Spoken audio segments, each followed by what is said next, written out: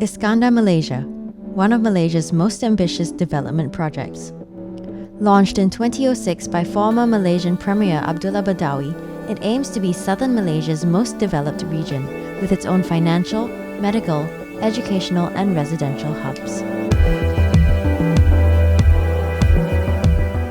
But in recent times, it is the residential segment of Iskandar Malaysia that has grabbed attention.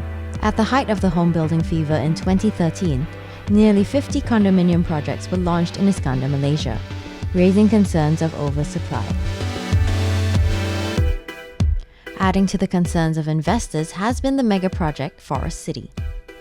The project involves massive land reclamation to create 4 artificial islands spanning 20 square kilometers in 20 years' time.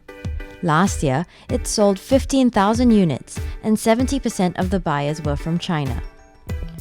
With such a high-profile project, controversy soon followed.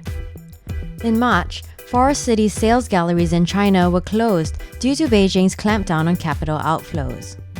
Last year, we did focus on mainland China market, but it has been always aware in our program that we are going to expand the entire sales network. This tightening actually brought forward that expansion plan. And since day one, we know Forest City is not a Chinatown and it's never going to be a Chinatown. In September, October in 2016, we were already starting our sales gallery in Singapore, Jakarta and Kuala Lumpur.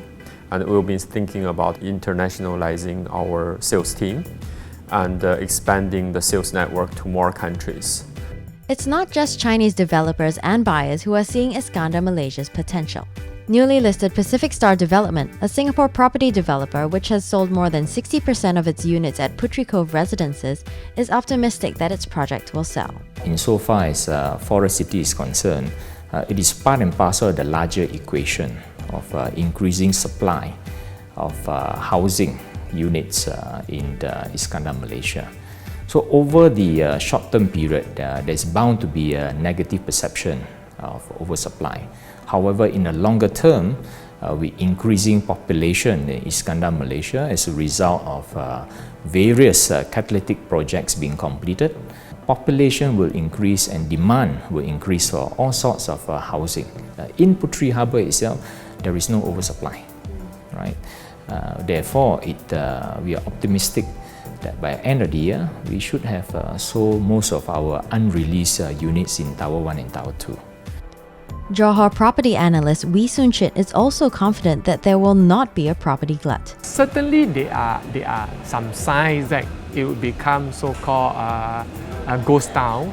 There are going to be about 26,000 service apartment units completing this year, and there will be another about 25,000 service apartment units going to be complete in next year or 2018. But measures like government not issuing any more approval for new service apartments in the city area or those, so this will help, because if people stop building, then naturally the so-called the supply units will be controlled in that sense. Whatever that been completed or have been completed will take a few more years to be digested.